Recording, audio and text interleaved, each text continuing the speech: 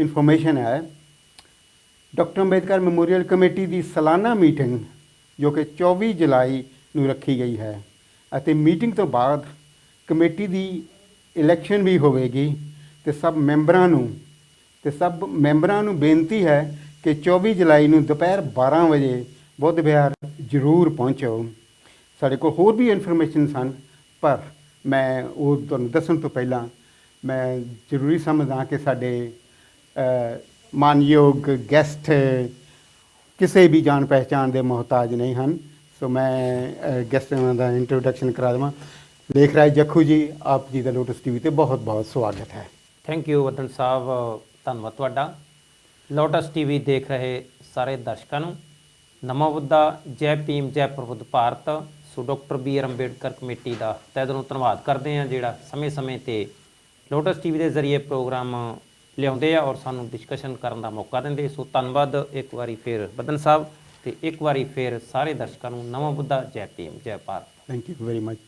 ਜੱਖੂ ਸਾਹਿਬ, ਇਸ ਜੁਲਾਈ ਦੇ ਮਹੀਨੇ ਦੇ ਵਿੱਚ ਸਾਡੇ ਬਹੁਜਨਾਂ ਦੇ ਵਿੱਚ ਕੋਈ ਇੰਨਾ ਖਾਸ ਇੰਨੀ ਐਕਸਾਈਟਮੈਂਟ ਦਾ ਕੋਈ ਪ੍ਰੋਗਰਾਮ ਜ਼ਿਆਦਾ ਨਹੀਂ ਆਉਂਦੇ, ਪਰ ਫਿਰ ਵੀ ਅਸੀਂ ਜਿਸ ਤਰ੍ਹਾਂ ਕੋਈ ਨਾ ਕੋਈ ਖਾਸ ਚੀਜ਼, ਇੱਕ ਇਤਿਹਾਸ ਜੋ ਹੈ ਸਾਡਾ, ਅਸੀਂ ਉਹਦੇ ਵਿੱਚੋਂ ਨਾ ਕੁਛ ਜ਼ਰੂਰ ਲੱਭ ਕੇ ਲਿਆਉਂਦੇ ਹਾਂ। ਅਤੇ ਇਸ ਵਾਰ ਇੱਕ ਅੰਦੋਲਨ ਹੋਇਆ ਸੀ, ਉਸ ਦਾ ਨਾਂ ਸੀ ਚੌਰਾ ਚੌਰੀ ਅੰਦੋਲਨ। ਜੀ ਭਾਰਤ ਦੀ ਸਭ ਤੋਂ ਵੱਡੀ ਸਟੇਟ, ਉਹਦੇ ਲਈ ਆਪਾਂ ਜ਼ਰੂਰ ਤੁਹਾਨੂੰ ਆਪਣੇ ਦਰਸ਼ਕਾਂ ਦੇ ਨਾਲ ਸਾਂਝਾ ਕਰਨਾ ਪਵਾਂਗੇ ਔਰ ਬੜਾ ਹੀ ਰੋਚਕ ਹੈ, ਬੜਾ ਹੀ ਐਕਸਾਈਟਮੈਂਟ ਵਾਲਾ ਇਹ ਅੰਦੋਲਨ ਹੈ ਔਰ ਸਾਡੇ ਬਹੁਜਨਾਂ ਨੇ ਬੜੀ ਕੁਰਬਾਨੀ ਦਿੱਤੀ ਹੈ। ਕਿਸੇ ਹੋਰ ਭਾਰਤ ਦੇ ਇਤਿਹਾਸ ਵਿੱਚ ਨਹੀਂ ਕਿਸੇ ਨੇ ਵੀ ਨਾਂ ਲਿਆ। ਇੱਕ ਸਾਡਾ ਹੀ ਚੈਨਲ ਹੈ ਜਿਹੜਾ ਬੇਧੜਕ ਔਰ ਬਿਲਕੁਲ ਸਾਫ ਸੁਥਰਾ ਹਿਸਟਰੀ ਜੋ ਆਪ ਜੀ ਦੇ ਪੇਸ਼ ਕੀਤੀ ਜਾਂਦੀ ਹੈ।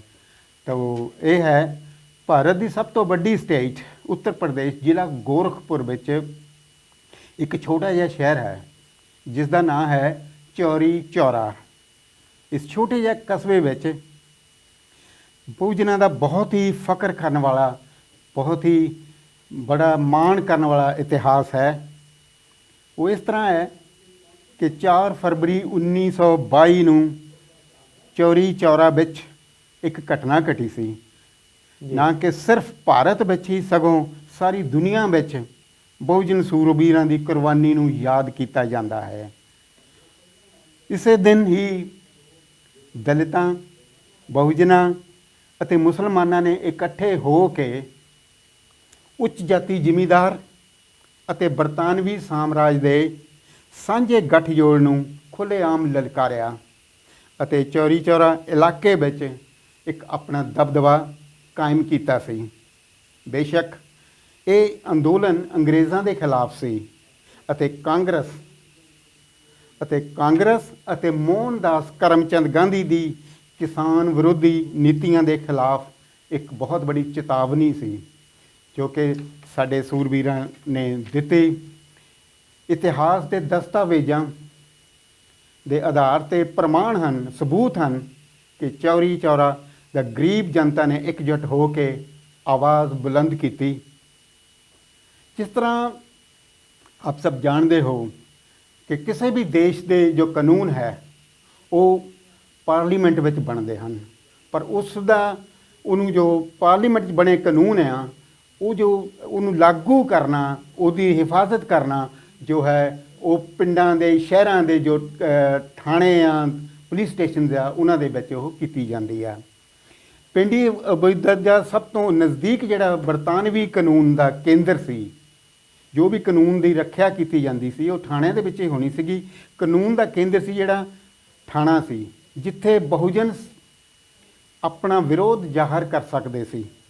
4 ਫਰਵਰੀ 1922 ਦੀ ਰਾਤ ਨੂੰ, 3 ਤੋਂ ਲੈ ਕੇ ਜਿਹੜੀ 4 ਫਰਵਰੀ 1922 ਦੀ ਰਾਤ ਨੂੰ ਬਹੁਜਨ ਅੰਦੋਲਨਕਾਰੀਆਂ ਨੇ ਚੌਰੀ ਚੌਰਾ ਰੇਲਵੇ ਸਟੇਸ਼ਨ ਅਤੇ ਪੋਸਟ ਆਫਿਸ 'ਤੇ ਆਪਣਾ ਤਿਰੰਗਾ ਚੜ੍ਹਾ ਦਿੱਤਾ ਅਤੇ ਆਜ਼ਾਦੀ ਦੇ ਅੰਦੋਲਨ ਦਾ ਬਿਗਲ ਵਜਾ ਦਿੱਤਾ, ਜਿਸ ਦੇ ਫਲਸਰੂਪ ਅੰਗਰੇਜ਼ ਸਿਪਾਹੀ 2 ਕ੍ਰਾਂਤੀਕਾਰੀਆਂ ਨੂੰ ਗ੍ਰਿਫਤਾਰ ਕਰਕੇ ਲੈ ਗਏ ਅਗਲੇ ਦਿਨ ਗ੍ਰਿਫਤਾਰੀ ਦੇ ਵਿਰੋਧ ਵਿੱਚ ਅੰਦੋਲਨਕਾਰੀ ਥਾਣੇ ਦੇ ਬਾਹਰ ਪ੍ਰਦਰਸ਼ਨ ਕਰ ਰਹੇ ਸਨ, ਜਿਨ੍ਹਾਂ ਉੱਪਰ ਪੁਲਿਸ ਨੇ ਗੋਲੀ ਚਲਾ ਕੇ 3 ਕ੍ਰਾਂਤੀਕਾਰੀ ਸ਼ਹੀਦ ਕਰ ਦਿੱਤੇ।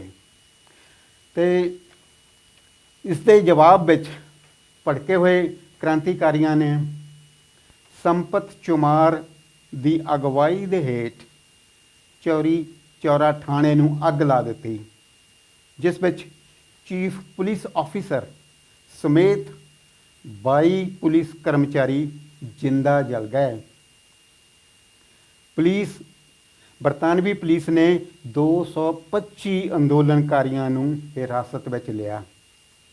15 ਮਹੀਨੇ ਕੇਸ ਚੱਲਿਆ ਤੇ 30 ਅਪ੍ਰੈਲ 1923 ਨੂੰ ਇਲਾਹਾਬਾਦ ਕੋਰਟ ਵਿੱਚ ਸਜ਼ਾ ਸੁਣਾਈ ਗਈ, ਜੋ ਕਿ ਇਸ ਤਰ੍ਹਾਂ ਹੈ।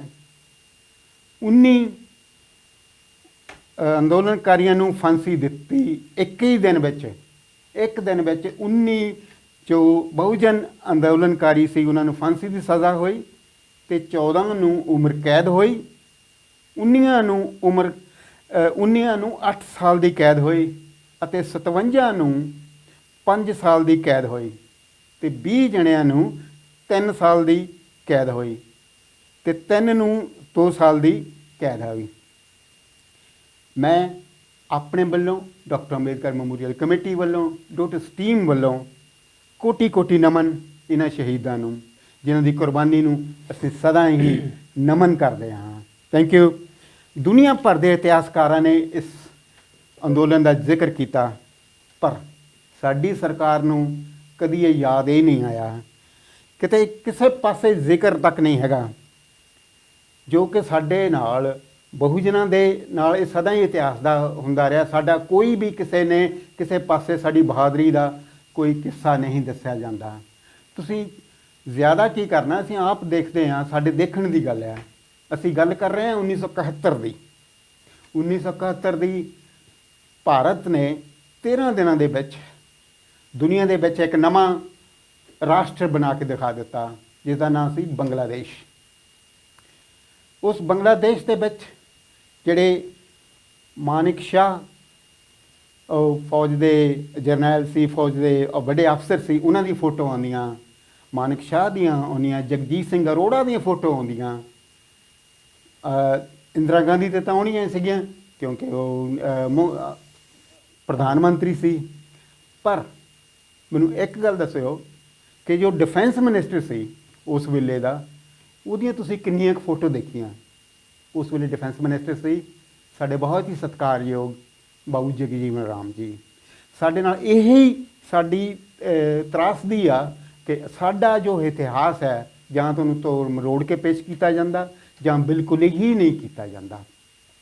ਖੈਰ, ਐਨੀਵੇ, ਇਸ ਅੰਦੋਲਨ ਦਾ ਜੋ ਚੌਰੀ ਚੌਰਾ ਦੇ ਲੋਕਾਂ ਨੇ, ਜੋ ਕਿ ਬਹੁਜਨਾਂ ਨੇ, ਉਹਨਾਂ ਦੇ ਖਾਸ ਕਰਕੇ 40 ਫੁੱਟ ਇੱਕ ਤ੍ਰਿਕੋਣਾ ਜੋ ਸਮਾਰਕ ਬਣਾਇਆ, ਵਾਰ ਮੈਮੋਰੀਅਲ ਬਣਾਇਆ, ਉਸ ਦੇ ਉੱਪਰ ਸਾਡੇ ਸ਼ਹੀਦਾਂ ਦੇ ਨਾਂ, ਸਾਡੇ ਉਹਨਾਂ ਦੇ ਬਕਾਇਦਾ ਨਾਂ ਉਕਰੇ ਹੋਏ ਸਨ। ਅਤੇ ਇਹਨਾਂ ਸ਼ਹੀਦਾਂ ਦੇ ਸਨਮਾਨ ਵਿੱਚ ਵੀ ਇੰਡੀਅਨ ਰੇਲਵੇ ਨੇ ਚੌਰੀ ਚੌਰਾ ਐਕਸਪ੍ਰੈਸ ਟ੍ਰੇਨ ਚਲਾਈ, ਜੋ ਕਿ ਗੋਰਖਪੁਰ ਤੋਂ ਕਾਨਪੁਰ ਨੂੰ ਸਿੱਧੀ ਜਾਂਦੀ ਹੈ ਟ੍ਰੇਨ।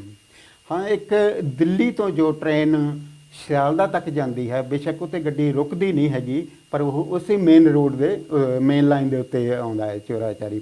ਫਿਰ ਇੱਕ ਵਾਰ ਮੈਂ ਉਹਨਾਂ ਸ਼ਹੀਦਾਂ ਨੂੰ ਕੋਟੀ ਕੋਟੀ ਨਮਨ ਕਰਦਾ ਹਾਂ। ਬਹੁਤ ਬਹੁਤ ਥੈਂਕ ਯੂ। ਹਾਂਜੀ, ਇਸ ਨੂੰ ਪ੍ਰੋਗਰਾਮ ਨੂੰ ਅੱਗੇ ਵਧਾਉਣ ਤੋਂ ਪਹਿਲਾਂ ਮੈਂ ਸਾਡੇ ਟੈਕਨੀਸ਼ੀਅਨ ਲਈ ਮੈਂ ਗਾਣਾ ਚੁਣਿਆ ਸੀਗਾ। ਤੁਸੀਂ ਪਲੀਜ਼ ਕਰਕੇ ਉਹ ਗਾਣਾ ਅਗਰ ਪਲੇ ਕਰ ਦਵੋ ਤਾਂ ਮੈਂ ਆਪ ਜੀ ਦਾ ਬਹੁਤ ਬਹੁਤ ਧੰਨਵਾਦੀ ਹੋਵਾਂਗਾ।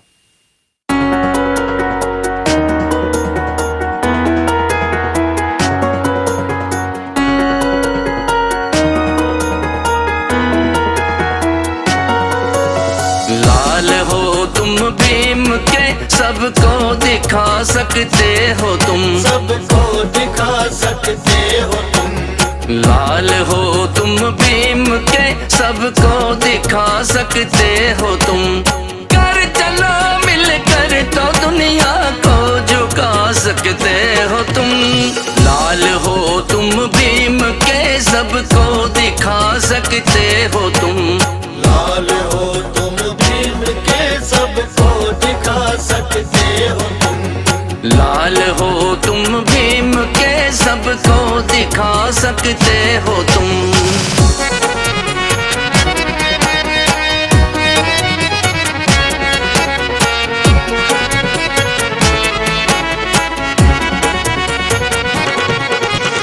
कौम के सब नौजवानों को जगाना है तुम्हें, को जगाना है तुम्हें। लड़के तूफानों से दुनिया को दिखाना है तुम्हें। को दिखाना है तुम्हें। कौम की कश्ती को साहिल तक भी ला सकते हो तुम।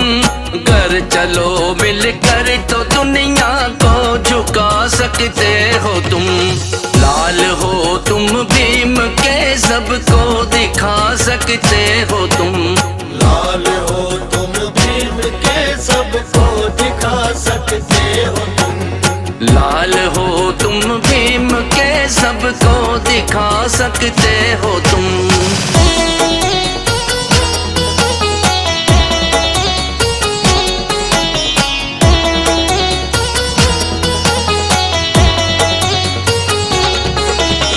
अब गुलामी के तेरे पाँव में जंजीरें नहीं, में जंजीरें नहीं। अब हमारे दूसरों के हाथ तकदीरें नहीं। हाथ तकदीरें नहीं। जैसे चाहो अपनी किस्मत खुद बना सकते हो तुम। घर चलो मिलकर तो दुनिया को झुका सकते हो तुम। लाल हो तुम भीम के सबको दिखा सकते हो तुम। लाल हो तुम भीम के सबको दिखा सकते हो तुम। लाल हो तुम भीम के सबको दिखा सकते हो तुम।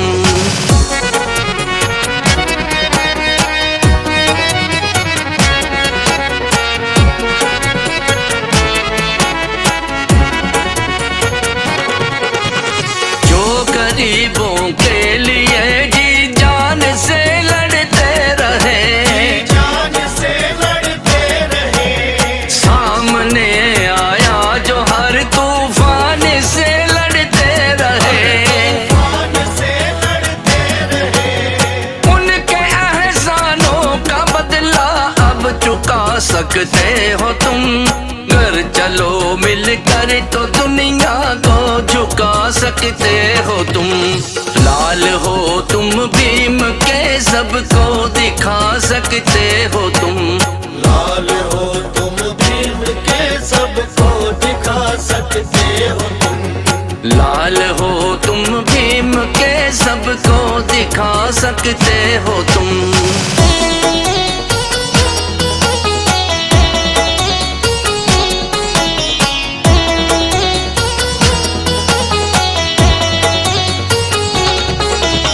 तुझ में गर आजाद हिम्मत है तो फिर आगे बढ़ो। है तो आगे फिर बढ़ो। बढ़ते तुम आकाश पर दलितों का झंडा गाड़ दो। दलितों का झंडा गाड़ दो। भीम का परचम जमाने पर झुला सकते हो तुम। घर चलो मिलकर तो दुनिया को झुका सकते हो तुम। लाल हो तुम भीम के सबको दिखा सकते हो तुम। लाल हो तुम भीम के सबको दिखा सकते हो तुम।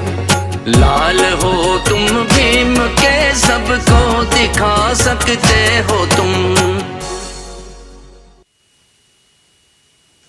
नमो बुद्धाय जय भीम वंस अगेन आप जी का बहुत बहुत स्वागत है। किसी खराबी करके किसी टैक्नीशियनस प्रॉब्लम करके ਅਸੀਂ ਸਾਡੇ ਨਾਲ ਕੋਈ ਮੀਟਰ ਦੇ ਵਿੱਚ ਪ੍ਰੋਬਲਮ ਸੀ। ਅਸੀਂ ਫਿਰ ਵੀ ਆਪ ਜੀ ਤੋਂ ਖੇਮਾ ਦੇ ਜਾਚਕ ਹਾਂ, ਪਰ ਜੋ ਅਸੀਂ ਰਿਕਾਰਡਡ ਨਹੀਂ ਹੋ ਸਕਿਆ, ਜੋ ਸਾਡਾ ਜੋ ਰਿਲੇ ਨਹੀਂ ਹੋ ਸਕਿਆ, ਉਸ ਨੂੰ ਫਿਰ ਦੁਬਾਰਾ ਅਸੀਂ ਆਪ ਜੀ ਦੇ ਨਾਲ ਤੇ ਸਾਂਝੇ ਕਰਦੇ ਹਾਂ। ਜਿਸ ਤਰ੍ਹਾਂ ਸਾਡੀ ਇਨਫੋਰਮੇਸ਼ਨ ਸੀਗੀਆਂ ਕਿ ਫੁੱਲ ਮੂਨ ਡੇ, ਇਸ ਜੁਲਾਈ ਦਾ ਮਹੀਨੇ ਦਾ ਜੋ ਫੁੱਲ ਮੂਨ ਡੇ ਹੈ ਉਹ 13 ਜੁਲਾਈ ਦਿਨ ਬੁੱਧਵਾਰ ਨੂੰ ਹੈ। ਇਸ ਵਾਰ ਫੁੱਲ ਮੂਨ ਡੇ ਸ਼ਾਮ ਨੂੰ 7 ਵਜੇ ਤੋਂ ਲੈ ਕੇ 9 ਵਜੇ ਤੱਕ ਬੜੀ ਸ਼ਰਧਾਪੂਰਵਕ ਮਨਾਇਆ ਜਾ ਰਿਹਾ ਹੈ। ਆਪ ਸਭ ਨੂੰ ਬੇਨਤੀ ਹੈ ਕਿ 13 ਜੁਲਾਈ ਸ਼ਾਮ ਨੂੰ 7 ਵਜੇ ਬੁੱਧ ਵਿਹਾਰ ਜ਼ਰੂਰ ਪਹੁੰਚਣ ਦੀ ਕਿਰਪਾਲਤਾ ਕਰਨੀ। ਅਤੇ ਇਹਦੇ ਨਾਲ ਹੀ ਇੱਕ ਹੋਰ ਬਹੁਤ ਜ਼ਰੂਰੀ ਇਨਫੋਰਮੇਸ਼ਨ ਹੈ ਆਪ ਸਭ ਦੇ ਨਾਲ ਜ਼ਰੂਰੀ ਸਾਂਝੀ ਕਰਨੀ ਪੈਣੀ ਹੈ। ਡਾਕਟਰ ਅੰਬੇਦਕਰ ਮੈਮੋਰੀਅਲ ਕਮੇਟੀ ਦੀ ਸਾਲਾਨਾ ਮੀਟਿੰਗ ਜੋ ਹੈ 24 ਜੁਲਾਈ ਨੂੰ ਰੱਖੀ ਗਈ ਹੈ ਅਤੇ ਮੀਟਿੰਗ ਤੋਂ ਬਾਅਦ ਕਮੇਟੀ ਦੀ ਇਲੈਕਸ਼ਨ ਵੀ ਕੀਤੀ ਜਾਵੇਗੀ ਅਤੇ ਸਭ ਮੈਂਬਰਾਂ ਨੂੰ ਬੇਨਤੀ ਹੈ ਕਿ 24 ਜੁਲਾਈ ਨੂੰ ਦੁਪਹਿਰ 12 ਵਜੇ ਬੁੱਧ ਵਿਹਾਰ ਵਿੱਚ ਜ਼ਰੂਰ ਪਹੁੰਚੋ। ਕਥੀਨਾ ਦੀ ਜੋ ਹੈ ਬੁੱਧ ਧੰਮ ਦਾ ਸਭ ਤੋਂ ਇੰਪੋਰਟੈਂਟ ਫੈਸਟੀਵਲ ਹੈ, ਬੜੀ ਧੂਮਧਾਮ ਨਾਲ ਮਨਾਇਆ ਜਾਂਦਾ ਹੈ। ਇਸ ਸਾਲ ਦੀ ਕਥੀਨਾ ਬੜੀ ਸ਼ਰਧਾ ਅਤੇ ਸਤਿਕਾਰ ਨਾਲ ਮਿਸਿਸ ਬਖਸ਼ੋ ਕੌਲ ਅਤੇ ਪਰਿਵਾਰ ਵੱਲੋਂ 9 ਅਕਤੂਬਰ ਨੂੰ ਮਨਾਈ ਜਾਵੇਗੀ। ਆਪ ਸਭ ਨੂੰ ਬੇਨਤੀ ਹੈ ਕਿ 9 ਅਕਤੂਬਰ ਨੂੰ ਬੁੱਧ ਵਿਹਾਰ ਜ਼ਰੂਰ ਆਉਣਾ ਅਤੇ ਕੌਲ ਪਰਿਵਾਰ ਦਾ ਸਾਥ ਅਤੇ ਸਹਿਯੋਗ ਦੇਣਾ। ਆਪ ਜੀ ਦਾ ਬਹੁਤ ਬਹੁਤ ਧੰਨਵਾਦ ਹੈ। ਮੈਂ ਪ੍ਰੋਗਰਾਮ ਨੂੰ ਅੱਗੇ ਵਧਾਉਣ ਤੋਂ ਪਹਿਲਾਂ ਸਾਡੇ ਆਏ ਗੈਸਟ ਇਹਨਾਂ ਦੇ ਨਾਲ ਆਪਾਂ ਇੰਟਰੋਡਕਸ਼ਨ ਤਾਂ ਅੱਗੇ ਕਰਵਾ ਲਈ ਸੀਗੀ, ਪਰ ਹੁਣ ਆਪਾਂ ਇਹਨਾਂ ਤੋਂ ਪੁੱਛਦੇ ਹਾਂ ਕਿ ਅੱਜ ਕੱਲ੍ਹ ਜੋ ਵੀ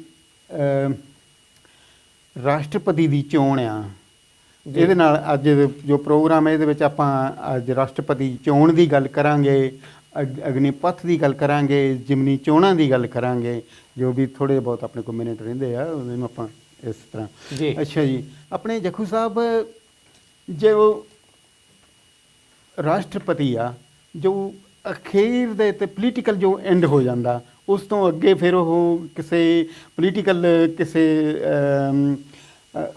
ਐਕਟੀਵਿਟੀਜ਼ ਵਿੱਚ ਨਹੀਂ ਉਹ ਹਿੱਸਾ ਨਹੀਂ ਲੈ ਸਕਦਾ ਹੈਗਾ ਜੀ। ਕਈ ਤੇ ਉਹਨੂੰ ਕਹਿੰਦੇ ਕਿ ਜੇ ਰਾਸ਼ਟਰਪਤੀ ਆ ਉਹ ਤੇ ਰਬੜ ਸਟੈਂਪ ਵਾਂਗੂ ਹੋ ਜਾਂਦਾ ਆ ਉਹਨੂੰ, ਹੈ ਨਾ।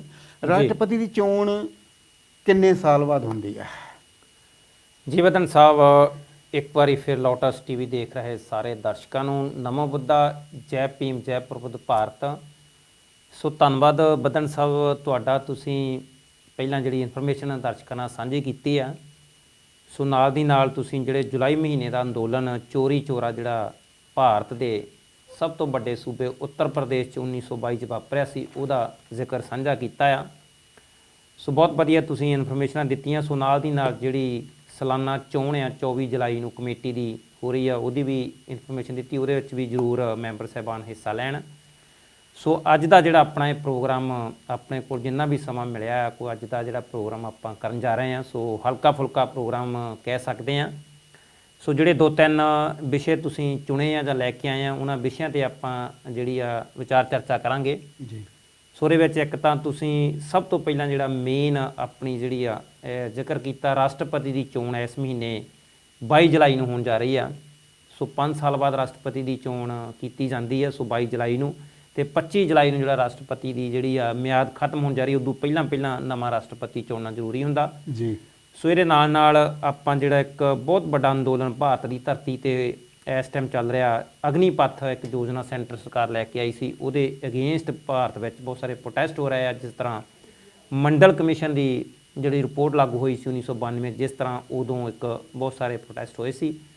ਸੋ ਇਸ ਤੋਂ ਬਾਅਦ ਇੱਕ ਫਿਰ ਸੰਗਰੂਰ ਦੇ ਵਿੱਚ ਹੁਣੇ ਰਿਜ਼ਲਟ ਆਏ ਆ, ਉਪ ਚੋਣ ਜਿਹੜੀ ਜਿਮਨੀ ਚੋਣ ਪਾਰਲੀਮੈਂਟ ਦੀ ਹੋਈ ਆ। ਸੋ ਉਹਦੇ ਵਿੱਚ ਜਿਹੜੇ ਨਤੀਜੇ ਆਏ ਆ ਉਹਨਾਂ 'ਤੇ ਵੀ ਆਪਾਂ ਚਰਚਾ ਜ਼ਰੂਰ ਕਰਾਂਗੇ ਜੀ।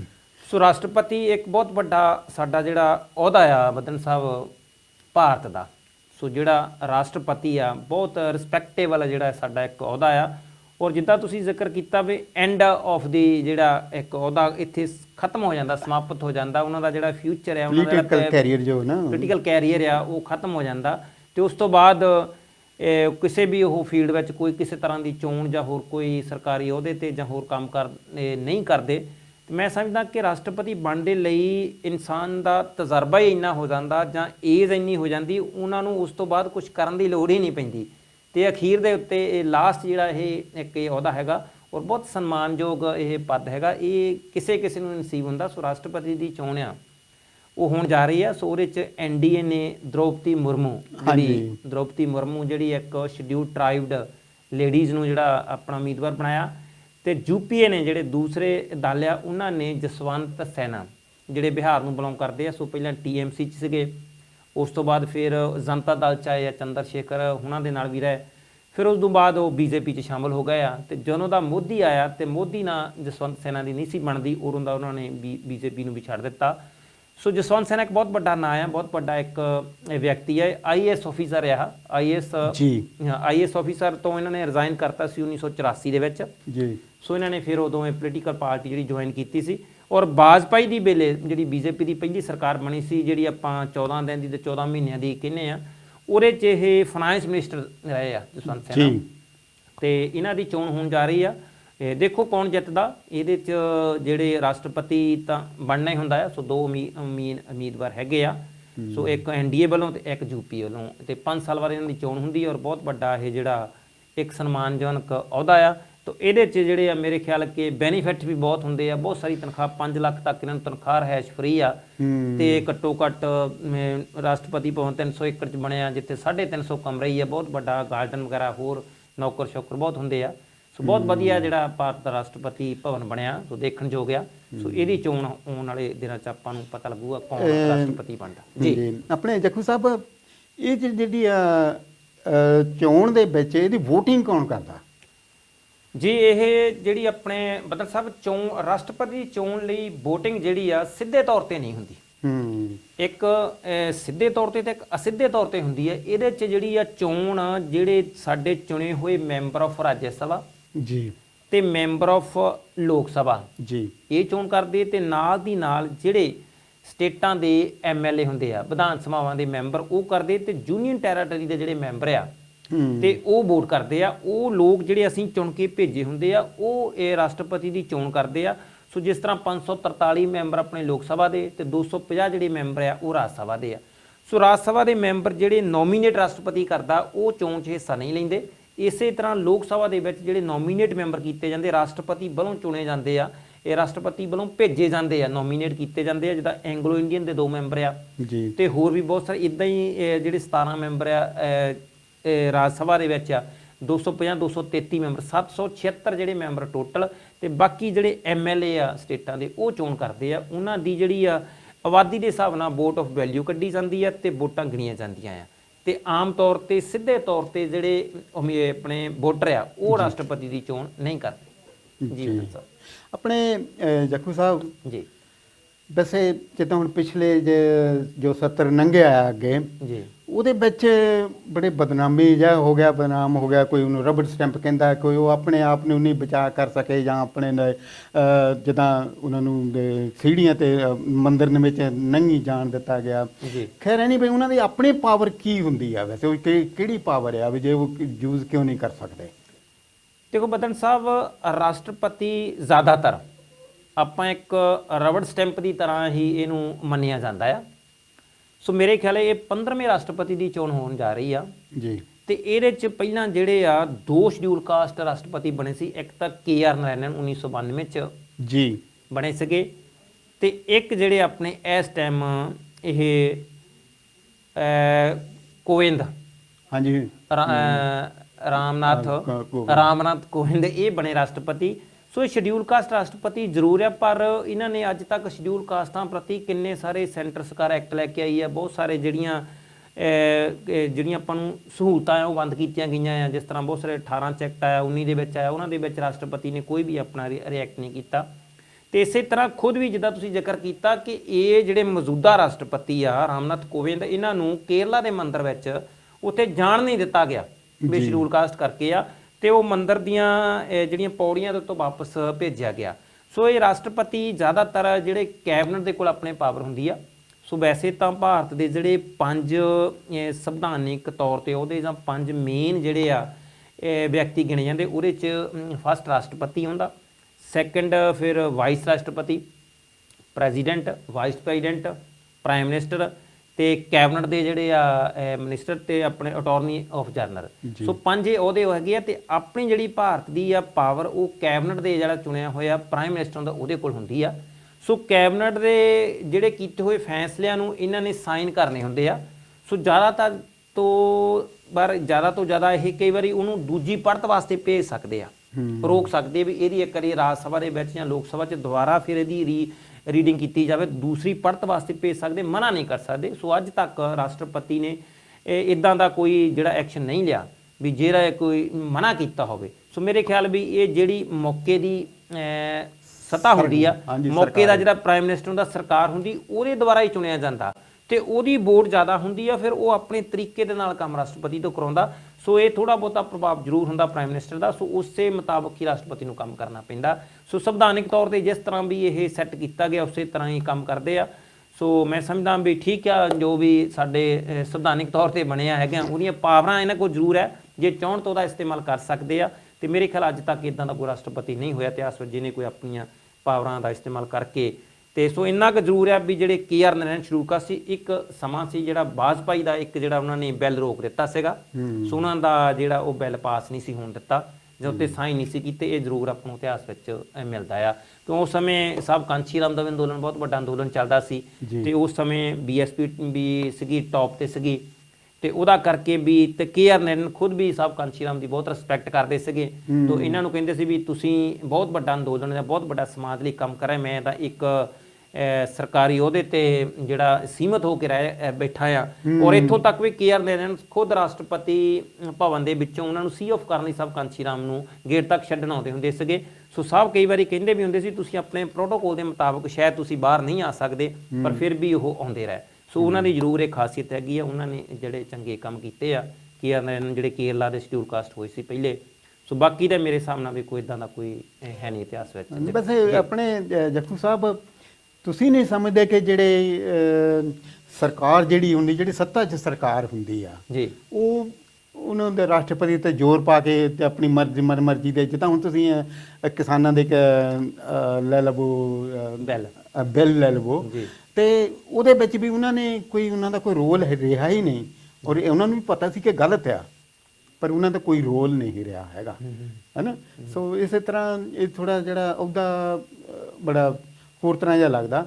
ਖੈਰ ਐਨੀਵੇ, ਹੁਣ ਜਿਹੜੀ ਅਗਲੇ ਆਪਣੇ ਕੈਂਡੀਡੇਟ ਆ, ਜਿੱਦਾਂ ਤੁਸੀਂ ਦੱਸਿਆ ਹੈਗਾ ਜਸਵੰਤ ਸਿਨਹਾ ਜੀ ਆ, ਤੇ ਆਪਣੇ ਦ੍ਰੋਪਦੀ ਮੁਰਮੂ ਜੀ ਆ, ਹੈ ਨਾ, ਇਹ ਵੀ ਆ ਜੋ SC ਆ ST ਆਦੀਵਾਸੀ ਦੇ ਕੈਂਡੀਡੇਟ ਆ। ਤੁਸੀਂ ਕੀ ਸੋਚਦੇ ਹੋ ਕਿ ਇਹ ਸਾਡੇ ਬਹੁਜਨਾਂ ਦੇ ਲਈ ਕੋਈ ਕੰਮ, ਕੋਈ ਫਰਕ ਪਊਗਾ, ਜਾਂ ਕਿ ਕੁਝ ਕਰ ਸਕਦੇ ਆ, ਜਾਂ ਕੋਈ ਜਿਹੜਾ ਕੋਈ ਬਿੱਲ ਜਿਹਦੇ ਨਾਲ ਸਾਡਾ ਕੋਈ ਭਲਾ ਹੋਵੇ, ਆਮ ਆਦਮੀ ਦਾ ਵੀ ਚਲੋ ਰੱਖ ਲਵੋ, ਜਾਂ ਬਹੁਜਨ ਸਮਾਜ ਦਾ ਵੀ ਕਿਸੇ ਤਰ੍ਹਾਂ ਕੋਈ ਭਲਾ ਹੋਵੇ, ਤੁਸੀਂ ਇਹ ਕੋਈ ਇਦਾਂ ਦਾ ਕੰਮ ਕਰੋਗੇ? ਦੇਖੋ ਬਤਨ ਸਾਹਿਬ, ਇਸ ਤਰ੍ਹਾਂ ਆ ਵੀ ਇਹ ਜ਼ਿਆਦਾਤਰ ਜਿਹੜੀ ਪਿਛਲੇ ਲੰਬੇ ਸਮੇਂ ਤੋਂ ਜਾਂ 2014 ਤੋਂ ਬਾਅਦ ਜਿਹੜੀ BJP ਦੀ ਸਰਕਾਰ ਬਣੀ ਆ, ਸੋ ਜਿਹਨੂੰ ਭਾਰਤ ਸਰਕਾਰ ਨਹੀਂ ਕਹਿੰਦੇ, ਜਿਹਨੂੰ ਮੋਦੀ ਸਰਕਾਰ ਕਹਿੰਦੇ ਆ। ਹਾਂਜੀ ਹਾਂਜੀ, ਮੋਦੀ ਸਰਕਾਰ ਅੱਗੇ ਅੱਜ ਤੱਕ ਆਪਾਂ ਨੂੰ ਜਿੰਨੀ ਵੀ ਆਈ ਸੀਗੀ ਉਹ ਸੀਗੀ ਭਾਰਤ ਸਰਕਾਰ ਦਾ ਨਾਂ ਜ਼ਿਕਰ ਆਉਂਦਾ ਵੀ ਭਾਰਤ ਸਰਕਾਰ, ਗਵਰਨਮੈਂਟ ਆਫ ਇੰਡੀਆ। ਸੋ ਹੁਣ ਮੋਦੀ ਸਰਕਾਰ ਦੇ ਨਾਂ ਨਾਲ ਪੁਕਾਰੀ ਜਾਂਦੀ ਆ। ਔਰ 14 ਤੋਂ 19 ਤੱਕ 5 ਸਾਲ ਦਾ ਸਮਾਂ, ਤੇ 19 ਤੋਂ ਜਿਹੜਾ 24 ਤੱਕ 3.5 ਸਾਲ ਦਾ ਸਮਾਂ ਹੋਰ ਹੋ ਗਿਆ, 8.5 ਸਾਲ ਦਾ ਸਮਾਂ ਹੋ ਗਿਆ। ਸੋ ਇਸ BJP ਨੇ ਜਾਂ NDA ਸਰਕਾਰ ਨੇ ਅੱਜ ਤੱਕ ਸ਼ਡਿਊਲ ਕਾਸਟ ਦਾ ਸਿਰਫ ਨਾਂ ਯੂਜ਼ ਕੀਤਾ, ਸ਼ਡਿਊਲ ਕਾਸਟ ਵਿਅਕਤੀ ਬਣਾਇਆ, ਪਰ ਉਹਦੇ ਕੋਲ ਬਹੁਜਨ ਸਮਾਜ ਲਈ ਜਿਹੜਾ ਆ ਕੋਈ ਕੰਮ ਨਹੀਂ ਮਤਲਬ ਕਰ ਪਾਇਆ। ਸੋ ਹਾਲਾਂਕਿ ਇੱਥੇ ਤੱਕ ਵੀ ਹੈ ਵੀ ਜਿਹੜੇ ਮੋਦੀ ਆ ਇਹ ਵੀ OBC ਕਾਸਟ ਨੂੰ ਬਿਲੋਂਗ ਕਰਦੇ। ਸੋ ਇਹਨਾਂ ਨੇ ਵੀ ਕੋਈ OBC ਜਿਹੜੀ ਆ ਕਮਿਊਨਿਟੀ ਆ ਭਾਰਤ ਦੀ ਬਹੁਤ ਵੱਡੀ, ਜਿਹੜੀ 52% ਆਬਾਦੀ, ਉਹਦੇ ਲਈ ਵੀ ਕੋਈ ਖਾਸ ਕੰਮ ਨਹੀਂ ਕੀਤਾ। ਇਸੇ ਹੀ ਤਰ੍ਹਾਂ ਜਿਹੜੇ ਸਾਡੇ ਸ਼ਡਿਊਲ ਕਾਸਟ ਰਾਸ਼ਟਰਪਤੀ ਆ ਰਾਮਨਾਥ ਕੋਵਿੰਦ, ਇਹਨਾਂ ਨੇ ਵੀ, ਕੋਵਿੰਦ ਸਾਹਿਬ ਨੇ ਵੀ ਕੋਈ ਸ਼ਡਿਊਲ ਕਾਸਟ ਲਈ ਕੰਮ ਨਹੀਂ ਕੀਤਾ। ਔਰ ਮੈਂ ਸਮਝਦਾ ਕਿ ਜਿਹੜੇ ਆਉਣ ਵਾਲੇ ਰਾਸ਼ਟਰਪਤੀ ਆ, ਖਾਸ ਕਰਕੇ ਦ੍ਰੋਪਦੀ ਮੁਰਮੂ, ਜਿਹੜੇ ਮੇਰੇ ਖਿਆਲ ਉੜੀਸਾ ਸਟੇਟ ਨੂੰ ਬਿਲੋਂਗ ਕਰਦੇ ਆ, ਔਰ ਕਾਫੀ ਗਰੀਬ ਘਰਾਣੇ ਚੋਂ, ਔਰ ਸ਼ਡਿਊਲ ਟਰਾਈਬ ST ਮਤਲਬ ਇਹ ਕਬੀਲੇ ਨੂੰ ਬਿਲੋਂਗ ਕਰਦੇ। ਸੋ 75 ਸਾਲ ਦੀ ਆਜ਼ਾਦੀ ਤੋਂ ਬਾਅਦ ਵੀ ਅੱਜ ਤੱਕ ਬੱਦਨ ਸਾਹਿਬ ਖੁਦ ਇਹਨਾਂ ਦੇ ਪਿੰਡ ਵਿੱਚ ਵੀ ਹਜੇ ਤੱਕ ਬਿਜਲੀ ਦੀ ਸੁਵਿਧਾ ਉਪਲਬਧ ਨਹੀਂ ਗਈ, ਜਿਹੜੇ ਦੇਸ਼ ਦੇ ਰਾਸ਼ਟਰਪਤੀ ਬਣ ਜਾ ਰਹੇ ਆ। ਸੋ ਭਾਰਤ ਦੀ ਇੰਨੀ ਆਪਾਂ ਬਦਕਿਸਮਤੀ ਕਹਿ ਸਕਦੇ ਹਾਂ ਕਿ 75 ਸਾਲ ਹੋ ਗਏ ਦੇਸ਼ ਆਜ਼ਾਦ ਹੋਏ ਨੂੰ, ਜਿਹੜੇ ਦੇਸ਼ ਦੇ ਰਾਸ਼ਟਰਪਤੀ ਬਣ ਜਾ ਰਹੇ ਆ, ਔਰ ਉਹਨਾਂ ਦੇ ਪਿੰਡ 'ਚ ਹਜੇ ਤੱਕ ਵੀ ਉਹ ਸੁੱਖ ਸਹੂਲਤਾਂ ਹੈ ਨਹੀਂ ਗੀਆਂ। ਤੇ ਔਰ ਆਪ ਬਹੁਤ ਗਰੀਬ ਘਰਾਣੇ ਚੋਂ ਨਿਕਲੇ, ਔਰ ਇਹ ਝਾਰਖੰਡ ਦੇ ਜਿਹੜੇ ਗਵਰਨਰ ਵੀ ਰਹੇ ਆ। ਸੋ ਦ੍ਰੋਪਦੀ ਮੁਰਮੂ ਇੱਕ ਲੇਡੀਜ਼ ਆ, ਕੋ ਕਾਫੀ ਵੱਡਾ ਇਹਨਾਂ ਦਾ ਸਟਰਗਲ ਆ, ਮਤਲਬ ਇਹਨਾਂ ਨੇ ਇਹ ਟੀਚਿੰਗ ਲਾਈਨ ਤੋਂ ਜਿਹੜੀ ਆਪਣੀ ਸ਼ੁਰੂਆਤ ਕੀਤੀ ਸੀ, ਇੱਕ ਐਜ਼ ਅਧਿਆਪਕ ਦੇ ਤੌਰ ਤੇ ਇਹਨਾਂ ਦਾ ਕੈਰੀਅਰ ਸ਼ੁਰੂਆਤ ਹੁੰਦਾ ਆ। ਸੋ ਇਸ ਕਰਕੇ ਇਹ ਆਉਣ ਵਾਲੇ ਸਮੇਂ 'ਚ ਵੀ ਦੇਖਦੇ ਆ ਕਿ ਮਤਲਬ ਆਪਣੇ ਤੌਰ ਤੇ ਕੋਈ ਕੰਮ ਕਰ ਸਕਦੇ ਜਿਹਦਾ ਬਹੁਜਨ ਸਮਾਜ ਨੂੰ ਕੋਈ ਫਾਇਦਾ ਹੋਵੇ। ਤੇ ਮੈਂ ਨਹੀਂ ਸਮਝਦਾ ਕਿ ਐਨਡੀਏ ਮਤਲਬ ਕੋਈ ਇਦਾਂ ਦਾ ਇਹਨਾਂ ਨੂੰ ਕੋਈ ਕੰਮ ਕਰ ਦਊ, ਕਿਉਂਕਿ ਜਦ ਇਹਨਾਂ ਨੇ ਆਪਣੇ ਮੁਤਾਬਕ ਚੁਣਨਾ ਜਾਂ ਆਪਣੀ ਇਹਨਾਂ ਦੀ ਇੱਕ ਇਹ ਨੁਕਸਾਨ ਜ਼ਰੂਰ ਹੈ, ਕਿਉਂਕਿ ਜਦੋਂ ਕਿਸੇ ਸਟੇਟ ਜਾਂ ਸੈਂਟਰ ਦੇ ਵਿੱਚ ਸਪਸ਼ਟ ਬਹੁਮਤ ਹੁੰਦਾ ਆ, ਸਪਸ਼ਟ ਬਹੁਮਤ ਜਦੋਂ ਹੁੰਦਾ ਹੈ ਉਦੋਂ ਮਤਲਬ ਬੰਦਾ ਵਿਅਕਤੀ ਕੋਈ ਕੰਮ ਨਹੀਂ ਕਰ ਸਕਦਾ। ਇਸੇ ਕਰਕੇ ਸਭ ਕਾਂਸ਼ੀਰਾਮ ਕਹਿੰਦੇ ਨੇ ਸਾਨੂੰ ਜਿਹੜੀ ਆ ਸਰਕਾਰ ਆ ਉਹ ਮਜ਼ਬੂਤ ਸਰਕਾਰ ਨਹੀਂ ਚਾਹੀਦੀ, ਮਜ਼ਬੂਰ ਸਰਕਾਰ ਚਾਹੀਦੀ ਹੈ ਜਿਹਨੂੰ ਡਰ ਹੋਵੇ ਗਿਰਨ ਦਾ ਵੀ ਮੈਂ ਕਿਸੇ ਵੀ ਸਮੇਂ ਡਿੱਗ ਸਕਦੀ ਸਰਕਾਰ। ਸੋ ਇਸ ਕਰਕੇ ਇਹ ਜਿਹੜੀ ਮਜ਼ਬੂਤ ਸਰਕਾਰ ਆ ਇਹਨੇ ਮਤਲਬ ਰਾਸ਼ਟਰਪਤੀ ਲਈ ਕੋਈ ਕੰਮ ਨਹੀਂ ਕਰਨ ਦੇਣਾ। ਜੀ ਥੈਂਕ ਯੂ ਆਪਣੇ ਜਖੂ ਸਾਹਿਬ। ਆਪਾਂ ਹੋਰ ਤੁਹਾਡੇ ਤੋਂ ਕਈ ਕੁਝ ਪੁੱਛਣ ਵਾਲਾ, ਪਰ ਉਸ ਤੋਂ ਪਹਿਲਾਂ ਆਪਾਂ ਇੱਕ ਇਨਫੋਰਮੇਸ਼ਨ ਸਾਨੂੰ 2-4 ਉਹ ਵੀ ਆਪਾਂ ਜ਼ਰੂਰ ਆਪ ਜੀ ਦੇ ਨਾਲ ਸਾਂਝਾ ਕਰਾਂਗੇ। ਜਿਸ ਤਰ੍ਹਾਂ ਪਿਛਲੇ ਹਫਤੇ ਲੋਟਸ ਟੀਵੀ ਦੇ ਪ੍ਰੋਗਰਾਮ ਵਿੱਚ ਸਾਡੇ ਬੜੇ ਸਤਿਕਾਰਯੋਗ ਪ੍ਰੈਜ਼ੈਂਟਰ ਮਾਨਯੋਗ ਸੁਰਿੰਦਰ ਚੱਲੀ ਜੀ ਨੇ ਆਪਣੀ ਬਹੁਤ ਹੀ ਦੁੱਖ ਭਰੀ ਖਬਰ ਆਪ ਜੀ ਦੇ ਨਾਲ ਸਾਂਝੀ ਕੀਤੀ ਸੀਗੀ ਕਿ ਬਾਬਾ ਸਾਹਿਬ ਦੇ ਮਿਸ਼ਨ ਦੇ ਸਿਪਾਹੀ ਅਤੇ ਡਾਕਟਰ ਅੰਬੇਦਕਰ ਮੈਮੋਰੀਅਲ ਕਮੇਟੀ ਦੇ ਅਣਥੱਕ ਸੇਵਾਦਾਰ ਮਾਨਯੋਗ ਸਰਜੀਤ ਮਹੇਸ਼ ਜੋ 13 ਜੂਨ ਨੂੰ ਆਪਣੇ ਸਦੀਵੀ ਵਿਛੋੜਾ ਦੇ ਗਏ। ਤੇ ਡਾਕਟਰ ਅੰਬੇਦਕਰ ਮੈਮੋਰੀਅਲ ਅਤੇ ਲੋਟਸ ਟੀਵੀ ਇਸ ਦੁੱਖ ਘੜੀ ਵਿੱਚ ਪਰਿਵਾਰ ਦੇ ਨਾਲ ਸ਼ਾਮਲ ਹਾਂ ਅਤੇ ਸ਼ਰਧਾ ਦੇ ਫੁੱਲ ਭੇਂਟ ਕਰਦੇ ਹਾਂ।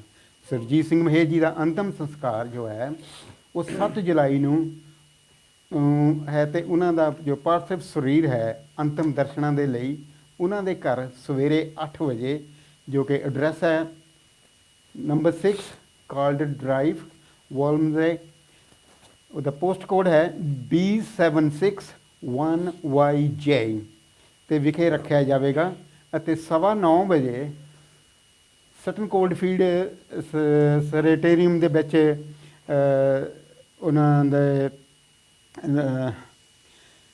ਅੰਤਮ ਅਰਦਾਸ ਕੀਤੀ ਜਾਵੇਗੀ। ਤੇ ਉਸ ਤੋਂ ਬਾਅਦ ਪੂਰਨ ਅਨੁਮੋਦਨਾ ਅੰਤਮ ਅਰਦਾਸ ਜੋ ਹੈ ਉਹ ਬੁੱਧ ਵਿਹਾਰ ਵਰਥੈਟਮਾ ਕਿੰਗਸ ਬ੍ਰੋਮਲੀ ਜੋ ਆਪਣੇ ਪੰਤੇ ਆਉਂਦੇ ਹੁੰਦੇ ਆਪਣੇ ਤਾਂ ਉਹਨਾਂ ਦੇ ਬੁੱਧਿਸਟ ਟੈਂਪਲ ਜੋ ਹੈ ਐਲਵਰਸ ਰੋਡ ਦੇ ਉੱਤੇ ਬਰਟਨ ਔਨ ਟ੍ਰੈਂਟ ਦੇ ਵਿੱਚ ਉਹਨਾਂ ਦੀ ਅੰਤਮ ਅਰਦਾਸ ਕੀਤੀ ਜਾਵੇਗੀ। ਤੇ ਨਾਲ ਹੀ ਇੱਕ ਹੋਰ ਦੁੱਖ ਭਰੀ ਖਬਰ ਆਪ ਜੀ ਦੇ ਨਾਲ ਸਾਂਝੀ ਕਰਨੀ ਚਾਹੁੰਦਾ ਹਾਂ। ਬਾਬਾ ਸਾਹਿਬ ਦੇ ਮਿਸ਼ਨ ਦੇ ਬਹੁਤ ਹੀ ਡੈਡੀਕੇਟਿਡ ਮੈਂਬਰ ਤੇ ਬਹੁਤ ਹੀ ਸਤਿਕਾਰਯੋਗ ਚਾਨਣ ਚਾਲ ਜੀ ਦੀ ਲੜਕੀ ਸੁਨੀਤਾ ਬੇਵਕਤ ਸਾਡੇ ਤੋਂ ਵਿਛੋੜਾ ਦੇ ਗਏ ਹਨ। ਡਾਕਟਰ ਅੰਬੇਦਕਰ ਮੈਮੋਰੀਅਲ ਕਮੇਟੀ ਅਤੇ ਲੋਟਸ ਟੀਵੀ ਇਸ ਦੁੱਖ ਦੀ ਘੜੀ ਵਿੱਚ ਪਰਿਵਾਰ ਦੇ ਨਾਲ ਸ਼ਾਮਲ ਹੈ ਅਤੇ ਬਹੁਤ ਬਹੁਤ ਅਫਸੋਸ ਹੈ। ਸੁਨੀਤਾ ਜੀ ਨੂੰ ਬੜੇ ਸਤਿਕਾਰ ਨਾਲ ਸ਼ਰਧਾ ਦੇ ਫੁੱਲ ਭੇਂਟ ਕਰਦੇ ਹਾਂ। ਬੁੱਧਮ ਸੰਘ ਦੀ ਇਨਕੰਪਾ ਨਾਲ ਇਹੀ ਕਾਮਨਾ ਕਰਦੇ ਹਾਂ ਕਿ ਆਪਣੇ ਕੀਤੇ ਕੁਸ਼ਲ ਕੰਮਾਂ ਦੇ ਨਾਲ ਨਿਰਵਾਣ ਦੇ ਪੰਥੀ ਬਣਨ। ਤੇ ਇਹਦੇ ਨਾਲ ਇੱਕ ਹੋਰ ਛੋਟੀ ਜਿਹੀ ਇਨਫੋਰਮੇਸ਼ਨ ਹੈ,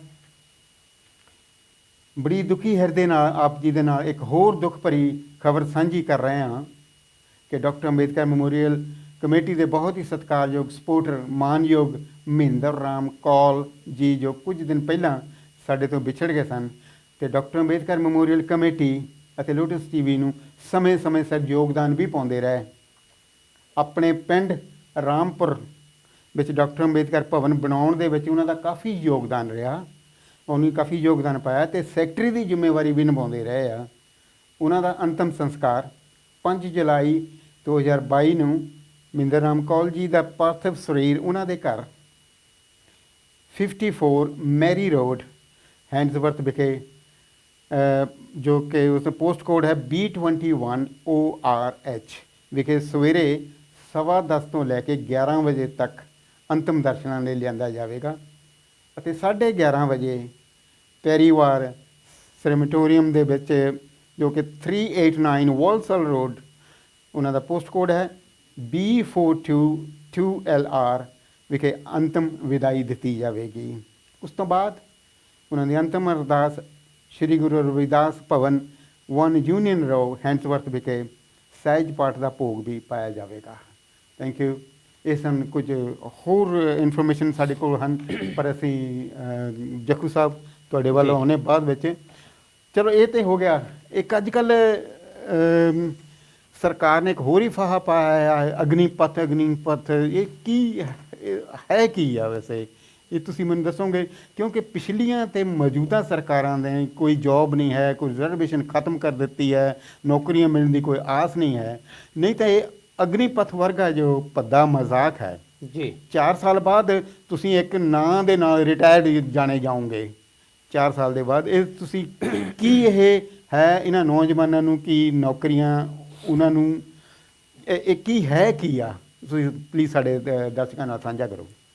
ਜੀ ਬਦਨ ਸਾਹਿਬ, ਇਹ ਜਿਹੜਾ ਇੱਕ ਅਗਨੀਪਥ ਇੱਕ ਯੋਜਨਾ ਜੀ ਜਾਂ ਅਗਨੀਪਥ ਇੱਕ ਸਕੀਮ ਲੈ ਕੇ ਆ ਰਹੀ ਆ ਸੈਂਟਰ ਸਰਕਾਰ। ਜੀ ਸੋ ਇੱਕ ਇਹ ਜਿੱਦਾਂ ਤੁਸੀਂ ਕਿਹਾ ਬਿਲਕੁਲ ਇਸੇ ਤਰ੍ਹਾਂ ਇੱਕ ਭੱਦਾ ਮਜ਼ਾਕ ਆ ਅਗਨੀਪਥ।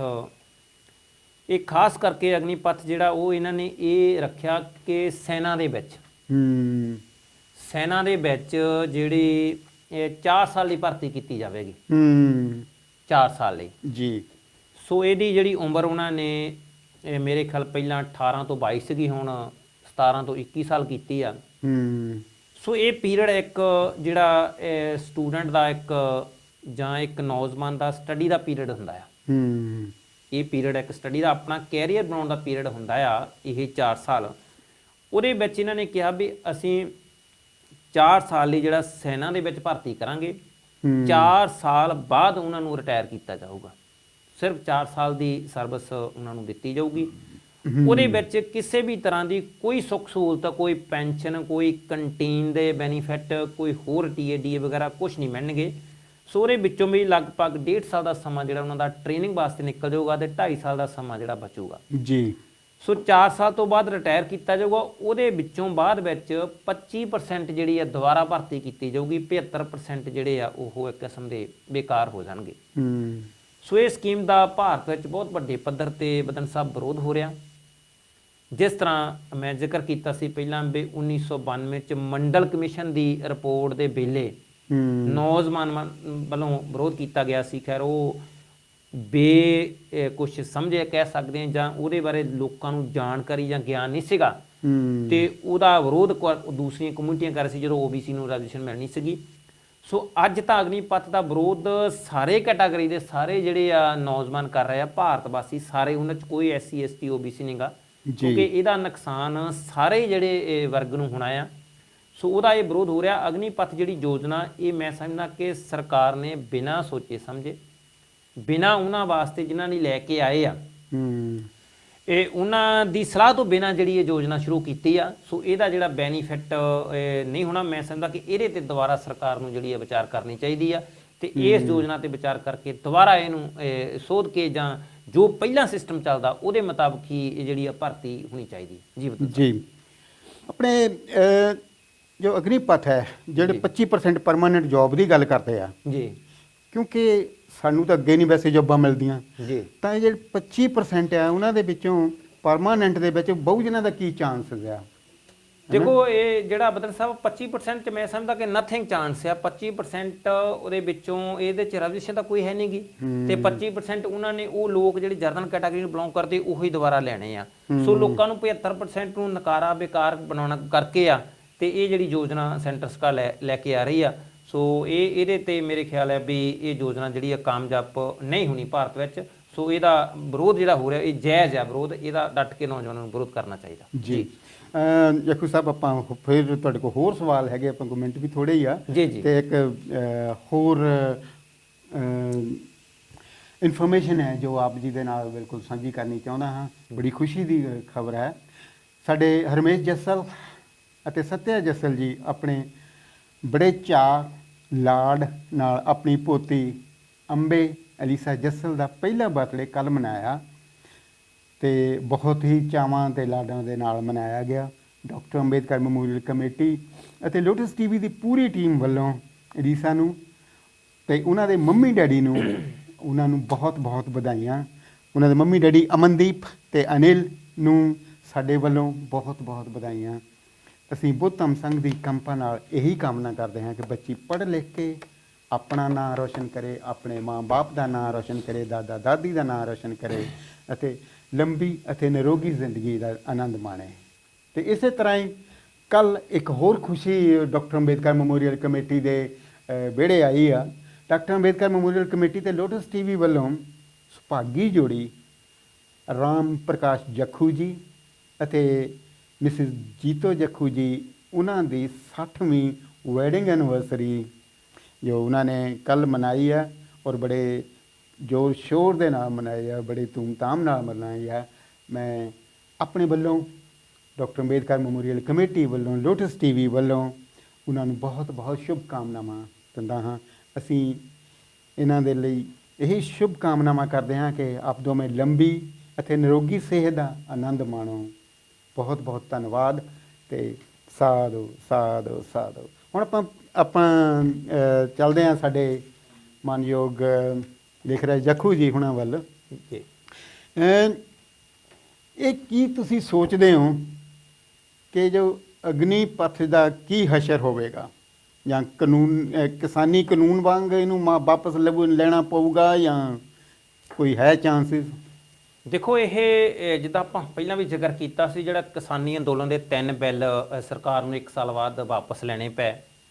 ਸੋ ਇਸੇ ਤਰ੍ਹਾਂ ਇਹ ਵੀ ਹੋ ਸਕਦਾ ਜਿਹੜਾ ਸਰਕਾਰ ਨੂੰ ਜਿੱਦਾਂ ਵਿਰੋਧ ਲਗਾਤਾਰ ਹੋ ਰਿਹਾ ਵਾਪਸ ਲੈਣਾ ਪਵੇ।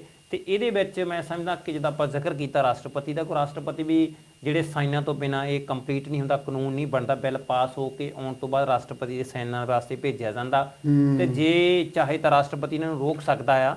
ਸੋ ਇਸੇ ਤਰ੍ਹਾਂ ਕਿਸਾਨੀ ਅੰਦੋਲਨ ਦੇ ਬਿੱਲਾਂ ਨੂੰ ਵੀ ਰਾਸ਼ਟਰਪਤੀ ਨੇ ਪਾਸ ਕਰ ਦਿੱਤਾ ਸੀ, ਵਾਪਸ ਦੁਬਾਰਾ ਸਦਨ ਦੇ ਵਿੱਚ ਫਿਰ ਉਹਨਾਂ ਨੂੰ ਵਾਪਸ ਲੈਣਾ ਪਿਆ। ਸੋ ਇਹ ਵੀ ਜਿਹੜੇ ਅਗਨੀਪਥ ਦੇ ਜਿਹੜੇ ਆ ਬਿੱਲ ਇਹ ਵਾਪਸ ਹੋ ਸਕਦੇ ਆ। ਇਹ ਮੈਂ ਸਮਝਦਾ ਕਿ ਜਿਸ ਤਰ੍ਹਾਂ ਵਿਰੋਧ ਹੋ ਰਿਹਾ, ਸੋ ਇਹ ਵੀ ਵਾਪਸ ਸੈਂਟਰ ਸਰਕਾਰ ਨੂੰ ਲੈਣੇ। ਕੋਈ ਇਹਦਾ ਕੋਈ ਨੌਜਵਾਨਾਂ ਨੂੰ ਬੈਨੀਫਿਟ, ਕਿਉਂਕਿ ਜਿਨ੍ਹਾਂ ਦੇ ਲਈ ਮਤਲਬ ਇਹ ਬਣਾ ਰਹੇ ਆ ਤੇ ਉਹਨਾਂ ਨੂੰ ਤਾਂ ਭਰੋਸੇ 'ਚ ਲਿਆ ਹੀ ਨਹੀਂ ਗਿਆ। ਜਿਨ੍ਹਾਂ ਵਾਸਤੇ ਤੁਸੀਂ ਸਕੀਮ ਲੈ ਕੇ ਆ ਰਹੇ ਪਹਿਲਾਂ ਘੱਟੋ ਘੱਟ ਉਹਨਾਂ ਨੂੰ ਭਰੋਸੇ 'ਚ ਤਾਂ ਲੈ ਲਓ। ਜੇ ਉਹ ਪਸੰਦ ਕਰਦੇ ਤਾਂ ਠੀਕ ਹੈ, ਜੇ ਉਹ ਹੀ ਖੁਦ ਪਸੰਦ ਨਹੀਂ ਕਰਦੇ ਤਾਂ ਫਿਰ ਜ਼ਬਰਦਸਤੀ ਥੋਪਣ ਦਾ ਕੋਈ ਫਾਇਦਾ ਨਹੀਂ ਬਦਲ ਸਾਹਿਬ ਜੀ। ਚਲੋ ਇੱਕ ਵਾਰੀ ਫਿਰ ਮੈਂ ਆਪਣੇ ਦਰਸ਼ਕਾਂ ਨੂੰ ਜੋ ਮੀਟਿੰਗ ਹੈ ਡਾਕਟਰ ਅੰਬੇਦਕਰ ਮੈਮੋਰੀਅਲ ਕਮੇਟੀ ਦੀ ਸਾਲਾਨਾ ਮੀਟਿੰਗ ਜੋ ਹੈ 24 ਜੁਲਾਈ ਨੂੰ ਰੱਖੀ ਗਈ ਹੈ ਤੇ ਮੀਟਿੰਗ ਤੋਂ ਬਾਅਦ ਕਮੇਟੀ ਦੀ ਚੋਣ ਵੀ ਹੋਵੇਗੀ ਅਤੇ ਆਪ ਸਭ ਮੈਂਬਰਾਂ ਨੂੰ ਬੇਨਤੀ ਹੈ ਕਿ 24 ਜੁਲਾਈ ਨੂੰ ਦੁਪਹਿਰ 12 ਵਜੇ ਬੁੱਧ ਵਿਹਾਰ ਜ਼ਰੂਰ ਪਹੁੰਚੋ ਤੇ ਅਸੀਂ ਆਪ ਜੀ ਦੇ ਬਹੁਤ ਬਹੁਤ ਧੰਨਵਾਦ ਹੋਵਾਂਗੇ। ਤੇ ਇਹਦੇ ਨਾਲ ਹੀ ਕਠੀਨਾ ਦਾ ਜੋ ਫੈਸਟੀਵਲ ਹੈ, ਬੜਾ ਇੰਪੋਰਟੈਂਟ ਫੈਸਟੀਵਲ ਹੈ ਉਹ ਕੰਮ ਦੇ ਵਿੱਚ ਤੇ ਬੜੀ ਧੂਮਧਾਮ ਨਾਲ ਮਨਾਇਆ ਜਾਂਦਾ ਹੈ। ਇਸ ਸਾਲ ਦੀ ਕਠੀਨਾ ਬੜੀ ਸ਼ਰਧਾ ਅਤੇ ਸਤਿਕਾਰ ਨਾਲ ਮਿਸਿਸ ਬਖਸ਼ੋ ਕੌਲ ਅਤੇ ਪਰਿਵਾਰ ਵੱਲੋਂ 9 ਅਕਤੂਬਰ ਨੂੰ ਮਨਾਈ ਜਾਵੇਗੀ। ਆਪ ਸਭ ਨੂੰ ਬੇਨਤੀ ਹੈ ਕਿ 9 ਅਕਤੂਬਰ ਨੂੰ ਬੁੱਧ ਵਿਹਾਰ ਜ਼ਰੂਰ ਕੌਲ ਪਰਿਵਾਰ ਦਾ ਸਾਥ ਜ਼ਰੂਰ ਦੇਣਾ। ਆਪ ਜੀ ਦਾ ਬਹੁਤ ਬਹੁਤ ਧੰਨਵਾਦ। ਤੇ ਕੁਝ ਥੋੜ੍ਹਾ ਜਿਹਾ ਕੌਲ ਆਇਆ ਇਹਨਾਂ ਦਾ ਲੈ ਲਈਏ ਜੀ। ਦੇਖੋ ਮੂਰਤੀਮਲ ਭਜਨੋਮਲ ਦੇ ਪਰਿਵਾਰ ਵੱਲ, ਜੱਖੂ ਪਰਿਵਾਰ ਤੇ ਜੱਸਲ ਪਰਿਵਾਰ ਨੂੰ ਵਧਾਈਆਂ। ਸ਼ਾਦੀ ਸਲਨ ਸੱਤਿਆ ਸਲਨ ਦੇ ਪਰਿਵਾਰ ਵੱਲ, ਜੱਖੂ ਪਰਿਵਾਰ ਤੇ ਜੱਸਲ ਪਰਿਵਾਰ ਨੂੰ ਬਹੁਤ ਬਹੁਤ ਵਧਾਈਆਂ। ਬੀਬੀ ਬਚਨੀ ਸੁਮਨ, ਰਕੇਸ਼ ਸੁਮਨ, ਜੱਖੂ ਪਰਿਵਾਰ ਤੇ ਜੱਸਲ ਪਰਿਵਾਰ ਨੂੰ ਬਹੁਤ ਬਹੁਤ ਵਧਾਈਆਂ। ਆਂਟੀ ਨੰਜੋ ਵੱਲੋਂ ਜੱਖੂ ਪਰਿਵਾਰ ਅਤੇ ਜੱਸਲ ਪਰਿਵਾਰ ਨੂੰ ਵਧਾਈਆਂ। ਪ੍ਰੇਮ ਚਮਕੀਲਾ, ਸ਼ਾਮ ਲਾਲ ਕੈਂਥ ਤੇ ਪ੍ਰੋਗਰਾਮ ਬਹੁਤ ਅੱਛਾ ਹੈ, ਵਧਾਈ ਦਿੰਦੇ ਹਾਂ। ਔਰ ਮਲਕ ਕੌਲ ਦੇ ਪਰਿਵਾਰ ਵੱਲੋਂ ਜੱਖੂ ਪਰਿਵਾਰ ਨੂੰ ਅਤੇ ਜੱਸਲ ਪਰਿਵਾਰ ਨੂੰ ਬਹੁਤ ਬਹੁਤ ਵਧਾਈਆਂ। ਅਤੇ ਸ਼ੀਸ਼ ਬੱਦਨ, ਜੱਖੂ ਪਰਿਵਾਰ ਅਤੇ ਜੱਸਲ ਪਰਿਵਾਰ ਨੂੰ ਬਹੁਤ ਬਹੁਤ ਵਧਾਈਆਂ। ਦੀਸ਼ ਦਾਦਰਾ, ਸਮਿਤਰੀ ਦਾਦਰਾ ਵਧਾਈ ਦਿੰਦੇ ਹਨ ਤੇ ਪ੍ਰੋਗਰਾਮ ਦੀ ਸ਼ਲਾਘਾ ਕਰਦੇ ਹਨ। ਮੈਂ ਦੀਸ਼ ਦਾਦਰਾ ਜੀ ਦਾ ਵੀ ਬਹੁਤ ਬਹੁਤ ਧੰਨਵਾਦ ਕਰਦਾ। ਉਹ ਫੋਨ ਤੇ ਤੁਹਾਡੇ ਆਪ ਜੀ ਦੇ ਮੈਸੇਜ ਲੈ ਰਹੇ ਹਨ। ਸੋ ਆਪ ਪਲੀਜ਼ ਕਰਕੇ ਫੋਨ ਕਰਕੇ ਸਾਨੂੰ ਦੱਸੋ। ਮੈਂ ਜਿਸ ਤਰ੍ਹਾਂ ਦੱਸਿਆ ਕਿ ਕੋਈ ਸਾਡੇ 'ਚ ਖੂਬੀ ਆ ਜਾਂ ਖਾਮੀ ਆ, ਉਹ ਸਾਨੂੰ ਪਲੀਜ਼ ਫੋਨ ਕਰਕੇ ਜ਼ਰੂਰ ਦੱਸੋ। ਸੋਹਣ ਰਤੂ ਤੇ ਮਿੰਦੋ ਰਤੂ ਵੀ ਵਧਾਈ ਦਿੰਦੇ ਹਨ ਤੇ ਕਹਿੰਦੇ excellent programme. Ramesh Dadra, Meena Dadra Birmingham ਤੋਂ ਪ੍ਰੋਗਰਾਮ ਦੀ ਸ਼ਲਾਘਾ ਕਰਦੇ ਹਨ। ਥੈਂਕ ਯੂ ਜੀ। ਤਰਸੇਮ ਕੌਲ, ਦੇਬੋ ਕੌਲ ਵਧਾਈ ਦਿੰਦੇ ਹਨ। ਰਾਮਪਾਸ ਜੱਖੂ ਤੇ ਜੀਤੋ ਜੀ ਨੂੰ ਤੇ ਹਰਮੇਸ਼ ਦੀ ਪੋਤੀ ਦੀਆਂ ਬਹੁਤ ਬਹੁਤ ਸ਼ੁਭਕਾਮਨਾਵਾਂ।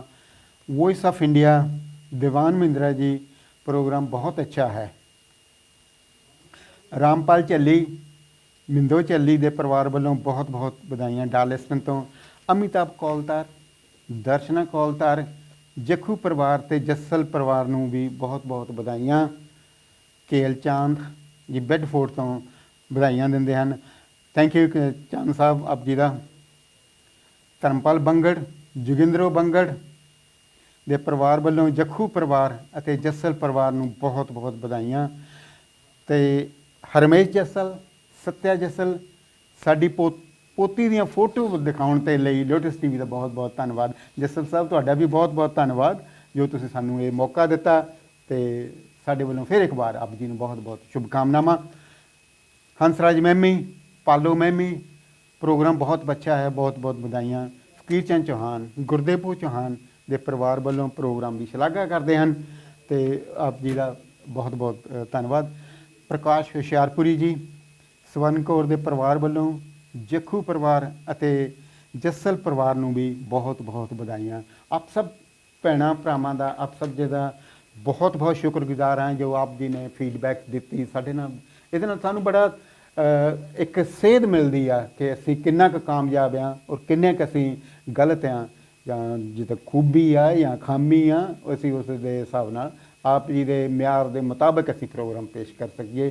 ਸਾਡੇ ਨਾਲ ਜੱਖੂ ਸਾਹਿਬ ਜੀ। ਹਾਂਜੀ, ਇਹ ਆ ਕਿ ਹੁਣ ਆਪਾਂ ਗੱਲ ਕਰਾਂਗੇ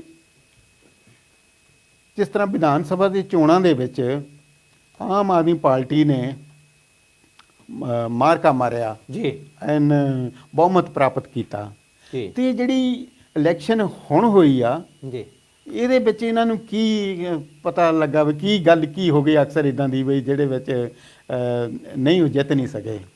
ਜੀ ਵਤਨ ਸਾਹਿਬ, ਦੇਖੋ ਸਮਾਂ 5-4 ਮਿੰਟ ਹੀ ਰਹਿੰਦਾ ਆਪਣੇ ਕੋਲ, ਤੇ ਬੜੀ ਤੇਜ਼ ਗਤੀ ਨਾਲ ਸਮਾਂ ਬੀਤ ਰਿਹਾ।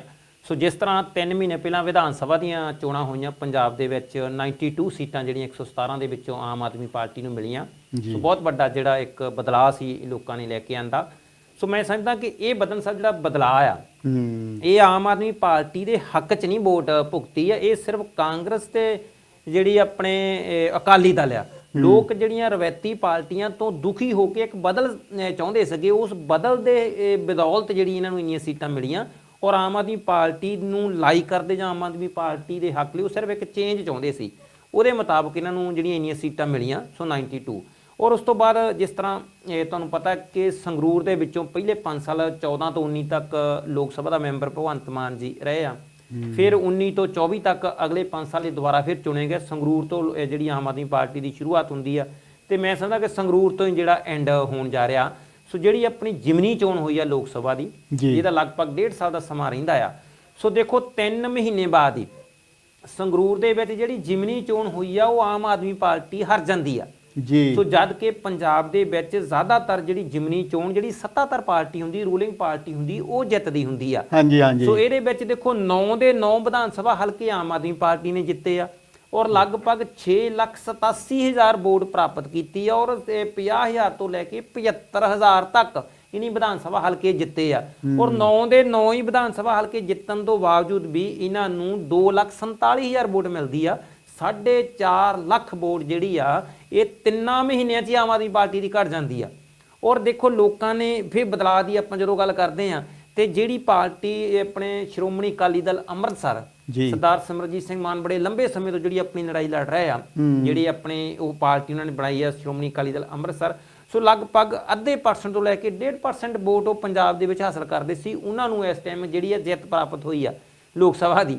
ਤੇ ਸੰਗਰੂਰ ਤੋਂ 1.5 ਸਾਲ ਦੇ ਸਮੇਂ ਲਈ ਸਿਮਰਜੀਤ ਸਿੰਘ ਮਾਨ ਜਿਹੜੇ ਆ ਮੈਂਬਰ ਆਫ ਪਾਰਲੀਮੈਂਟ ਚੁਣੇ ਜਾਂਦੇ। ਸੋ ਆਮ ਆਦਮੀ ਪਾਰਟੀ ਦੀ ਜਿਹੜੀ ਇੱਕ ਹਾਰ ਆ, ਇਹ ਸੋ ਲੋਕਾਂ ਦੇ ਵਿੱਚ ਜਾਂ ਤਾਂ ਆਮ ਆਦਮੀ ਪਾਰਟੀ ਨੇ ਜਿਹੜੇ ਕੀਤੇ ਹੋਏ ਵਾਅਦੇ ਆ ਉਹਨਾਂ ਤੇ ਖਰਾ ਨਹੀਂ ਉਤਰਦੀ ਨਜ਼ਰ ਆ ਰਹੀ, ਤੇ ਜਾਂ ਲੋਕ ਦੇਖਦੇ ਕਿ ਆਮ ਆਦਮੀ ਪਾਰਟੀ ਸਿਰਫ ਇੱਕ ਪਲੰਦਾ ਹੀ ਆ, ਇੱਕ ਮਤਲਬ ਸਿਰਫ ਸਬਜ਼ਬਾਜ਼ੀ ਦਿਖਾਉਣ ਵਾਲੀ ਹੈਗੀ ਆ।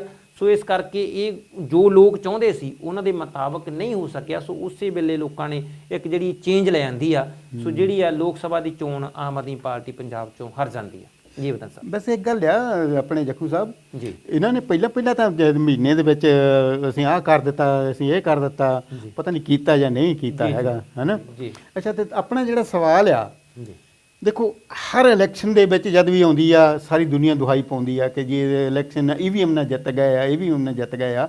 ਪਰ ਇਸ ਵਾਰ ਜਿਹੜੀ ਆ ਸਿਮਰਜੀਤ ਸਿੰਘ ਮਾਨ ਨੂੰ, ਜਿਨ੍ਹਾਂ ਨੂੰ ਕਿ ਸਿਰਫ 1.5% ਵੋਟ ਪੈਂਦੀ ਸੀ, ਹੈਨਾ, 1.5% ਵੋਟ ਪਈ, ਇਸ ਵਾਰ EVM ਦਾ ਕ੍ਰਿਸ਼ਮਾ ਉਹ ਕਰ ਨਹੀਂ ਸਕੇ ਜਾਂ ਸਿਰਫ EVM ਦੇ ਭਰੋਸਾ ਬਣਾਉਣ ਦੇ ਲਈ ਇਹ ਮਾਨ ਸਾਹਿਬ ਨੂੰ ਜਿਤਾਇਆ ਗਿਆ? ਦੇਖੋ ਇਹ ਬਦਨ ਸਾਹਿਬ ਇਹ ਬਹੁਤ ਪਚੀਦਾ ਜਿਹੜਾ ਇੱਕ ਸਵਾਲ ਹੈਗਾ ਆ, ਉਹ ਬਹੁਤ ਵਧੀਆ ਜਿਹੜਾ ਤੁਸੀਂ ਤੁਹਾਡਾ ਸਵਾਲ ਵੀ ਆ। ਸੋ ਇਹਦੇ ਤੇ ਮੈਂ ਸਮਝਦਾ ਕਿ ਹੋ ਸਕਦਾ ਬਈ ਇਹ ਜਦੋਂ ਤੱਕ ਕਿਤੇ ਈਵੀਐਮ ਦੇ ਵਿੱਚ ਨਹੀਂ ਹੇਰਫੇਰ ਕਰਨੀ, ਗੜਬੜੀ ਕਰਕੇ ਆਪਣੇ ਹੱਕ ਦੇ ਵਿੱਚ ਨਹੀਂ ਸੀਟਾਂ ਜਿਤਾਉਣੀਆਂ ਤੇ ਉਦੋਂ ਈਵੀਐਮ 'ਚ ਹੇਰਫੇਰ ਕਰ ਲੈਂਦੇ। ਅੱਜ ਲੋਕਾਂ ਦਾ ਵਿਸ਼ਵਾਸ ਜਿੱਤਣ ਲਈ ਵੀ ਈਵੀਐਮ ਮਸ਼ੀਨ ਜਿਹੜੀ ਆ ਸਹੀ ਆ ਤੇ ਈਵੀਐਮ ਦੀ ਬਦੌਲਤ ਹੀ ਸਿਮਰਜੀਤ ਸਿੰਘ ਮਾਨ ਮੈਂਬਰ ਪਾਰਲੀਮੈਂਟ ਬਣੇ ਆ। ਸੋ ਈਵੀਐਮ ਦੇ ਵਿੱਚ ਕੋਈ ਗੜਬੜੀ ਨਹੀਂ, ਇੱਕ ਸੀਟ ਜਿੱਤਣ ਦੇ ਨਾਲ ਕੋਈ ਸਰਕਾਰ ਨਾ ਵਿਗੜਨੀ ਨਾ ਬਣਨੀ ਆ। ਸੋ ਨਾ ਸਰਕਾਰ ਨੂੰ ਕੋਈ ਨਫਾ ਨੁਕਸਾਨ ਹੈਗਾ। ਸੋ ਇਸ ਕਰਕੇ ਇਹ ਜਿਹੜੀ ਆ ਸੀਟ ਉਹ ਇੱਕ ਹੋ ਸਕਦਾ ਈਵੀਐਮ 'ਚ ਹੇਰਫੇਰ ਨਾ ਕੀਤੀ ਹੋਵੇ, ਜਿਹੜੀ ਆ ਜਿਤਾਤੀ ਸਿਮਰਜੀਤ ਸਿੰਘ ਮਾਨ ਨੂੰ। ਸੋ ਆਉਣ ਵਾਲੇ ਸਮੇਂ ਦੇ ਵਿੱਚ ਲੋਕਾਂ ਦਾ ਵਿਸ਼ਵਾਸ ਈਵੀਐਮ ਤੇ ਬਣਾਉਣ ਦੇ ਲਈ ਬਈ ਈਵੀਐਮ ਵਿੱਚ ਕੋਈ ਹੇਰਫੇਰ ਨਹੀਂ ਆ ਤੇ ਲੋਕਾਂ ਦਾ ਵਿਸ਼ਵਾਸ ਜਿੱਤਣ ਦੇ ਲਈ ਇਹ ਸੀਟ ਇੱਕ ਦੇਤੀ ਹੋਵੇ, ਇਹਦੇ ਲਈ ਕੋਈ ਨਾ ਹੇਰਫੇਰ ਕੀਤੀ ਹੋਵੇ। ਸੋ ਇਸ ਕਰਕੇ ਇਹ ਲੱਗਦਾ ਆ ਵੀ ਸ਼ਾਇਦ ਇਦਾਂ ਹੋਈ ਹੋਵੇ ਜੀ। ਅੱਛਾ ਨਹੀਂ, ਪਰ ਫਿਰ ਵੀ ਕੁਝ ਵੀ ਕਿਹਾ ਨਹੀਂ ਜਾ ਸਕਦਾ, ਕੁਝ ਕਿਹਾ ਨਹੀਂ ਜਾ ਸਕਦਾ ਜੀ, ਹੈ ਨਾ। ਹਾਂ ਨਹੀਂ, ਬਾਕੀ ਥੋੜਾ ਜਿਹਾ ਲੋਕਾਂ ਦੇ ਵਿੱਚ ਇੱਕ ਮੈਂ ਸਮਝਦਾ ਕਿ ਦੋ ਜਿਹੜੇ ਆ ਬਹੁਤ ਸਾਰੀਆਂ ਘਟਨਾਵਾਂ ਵਾਪਰੀਆਂ। ਇੱਕ ਤਾਂ ਹੁਣੇ ਜਿਹੜੀ ਆ ਦੀਪ ਸਿੱਧੂ ਦੀ ਇਹ ਵਿਧਾਨ ਸਭਾ ਦਾ ਚੋਣਾਂ 'ਚ ਦੀਪ ਸਿੱਧੂ ਦੀ ਜਿਹੜੀ ਆ ਐਕਸੀਡੈਂਟ ਰਾਈ ਮੌਤ ਹੋਈ ਸੀ, ਉਹਦਾ ਇੱਕ ਬੈਨੀਫਿਟ ਇਹਨਾਂ ਨੂੰ ਮਿਲ ਗਿਆ। ਤੇ ਇੱਕ ਜਿਹੜੀ ਆ ਆਪਣੇ ਸਿੱਧੂ ਮੂਸੇ ਵਾਲੇ ਦਾ ਉਹ ਵੀ ਮੇਰੇ ਖਿਆਲ ਆਉਣ ਵਾਲੇ ਸਮੇਂ 'ਚ ਸਿਮਰਜੀਤ ਸਿੰਘ ਮਾਨ ਦੇ ਹੱਕ 'ਚ ਪ੍ਰਚਾਰ ਕਰਨ ਜਾ ਰਿਹਾ ਸੀ। ਸੋ ਬੇਸ਼ੱਕ ਉਹ ਕਾਂਗਰਸ ਸ਼ਾਮਲ ਹੋ ਗਏ ਸੀ, ਕਾਂਗਰਸ ਚੋਂ ਜਿਹੜੀ ਉਹਨਾਂ ਨੇ ਚੋਣ ਲੜੀ ਸੀ, ਹਾਰ ਗਏ ਆ। ਸੋ ਇਸ ਵਾਰੀ ਉਹਨਾਂ ਦੇ ਵਿੱਚ ਵੀ ਕੁਝ ਚੇਂਜ ਆ ਗਈ ਸੀ। ਉਹ ਵੀ ਮਤਲਬ ਇੱਕ ਪੰਜਾਬ ਜਿੱਦਾਂ ਖਾਲਿਸਤਾਨ ਦੀ ਮੰਗ ਦੇ ਜਿਹੜੇ ਪਾਰਟੀ ਦੇ ਨਾਂ ਤੇ ਆ ਲੰਬੇ ਸਮੇਂ ਤੋਂ ਜਿਹੜੀ ਇਹ ਮੰਗ ਕਰ ਰਿਹਾ, ਉਹਦੇ ਹਮਾਇਤ ਦੇ ਵਿੱਚ ਉਤਰਨ ਜਾ ਰਿਹਾ ਸੀ। ਸੋ ਉਹਦਾ ਬੈਨੀਫਿਟ ਜ਼ਰੂਰ ਮਾਨ ਸਾਹਿਬ ਨੂੰ ਹੋ ਗਿਆ ਲੱਗਦਾ। ਸੋ ਇਹ ਦੋਨਾਂ ਦੇ ਜਿਹੜੀ ਨੌਜਵਾਨਾਂ ਦੀ ਚੇਂਜ ਆ ਜਾਂ ਨੌਜਵਾਨਾਂ ਦਾ ਜਿਹੜਾ ਰੁਝਾਨ ਆ ਮਾਨ ਸਾਹਿਬ ਦੇ ਹੱਕ ਚੋਣ ਕਰਕੇ ਸਿਮਰਜੀਤ ਸਿੰਘ ਮਾਨ ਹੋ ਸਕਦਾ ਸੀ ਤੇ ਇਹ ਜਿੱਤ ਗਏ ਹੋਣ ਜੀ। ਜਾਂ ਇਹ ਵੀ ਦੇਖ ਲਓ ਵੀ ਇੱਕ ਵਾਰੀ ਉਹ ਪਰਦਾ ਚੁੱਕਿਆ ਗਿਆ ਹੈ ਜੀ, ਬਈ ਆਮ ਆਦਮੀ ਪਾਰਟੀ ਹੋਰ ਆਪੀ ਤਾਂ ਕਹੀ ਜਾਂਦੇ ਸੀਗੇ ਦਿੱਲੀ 'ਚ ਅਸੀਂ ਆਹ ਕਰ ਦਿੱਤਾ, ਇਹ ਕਰ ਦਿੱਤਾ, ਤੇ ਹੁਣ ਲੋਕਾਂ ਨੇ ਦੇਖਿਆ ਕਿ ਬਈ ਲਿਫਾਫਾ ਜ਼ਿਆਦਾ ਆ, ਹੈ ਨਾ।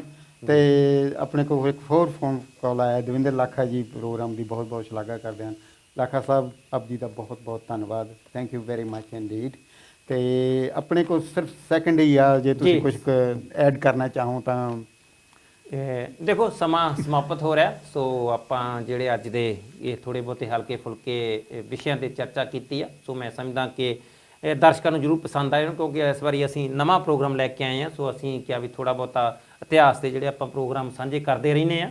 ਸੋ ਇਸ ਵਾਰੀ ਜੁਲਾਈ 'ਚ ਜਿੱਦਾਂ ਤੁਸੀਂ ਜ਼ਿਕਰ ਕੀਤਾ, ਕੋਈ ਮਹਾਨ ਜਿਹੜਾ ਜਾਂ ਕੋਈ ਵੱਡਾ ਦਿਹਾੜਾ ਸਾਡਾ ਹੈ ਨਹੀਂ ਸੀ। ਔਰ 15 ਤੋਂ ਬਾਅਦ ਆਉਣ ਵਾਲੇ ਸਮੇਂ 'ਚ ਜਿਹੜੇ ਆ ਸੈਕਿੰਡ 2 ਵੀਕਾਂ ਜੁਲਾਈ ਦੀਆਂ, ਉਹਦੇ ਤੇ ਆਪਾਂ ਜ਼ਰੂਰ ਚਰਚਾ ਕਰਾਂਗੇ। ਸੋ ਧੰਨਵਾਦ ਸਾਰੇ ਦਰਸ਼ਕਾਂ ਦਾ ਇੱਕ ਵਾਰੀ ਫਿਰ ਬਹੁਤ ਬਹੁਤ ਸਤਿਕਾਰ ਹੈ ਜਿਹੜੇ ਇਸ ਪ੍ਰੋਗਰਾਮ ਨੂੰ ਦੇਖਦੇ ਆ। ਸੋ ਲੋਟਸ ਟੀਵੀ ਦਾ ਤੇ ਡਾਕਟਰ ਅੰਬੇਡਕਰ ਕਮੇਟੀ ਦਾ ਵੀ ਤਹਿ ਦਿਲੋਂ ਧੰਨਵਾਦ ਕਰਦੇ ਹਾਂ। ਬਹੁਤ ਬਹੁਤ ਸ਼ੁਕਰੀਆ। ਨਮੋ ਬੁੱਧਾ, ਜੈ ਭੀਮ, ਜੈ ਪ੍ਰਭੁੱਤ ਭਾਰਤ। ਜੈ ਭੀਮ, ਜੈ ਭਾਰਤ ਜੀ।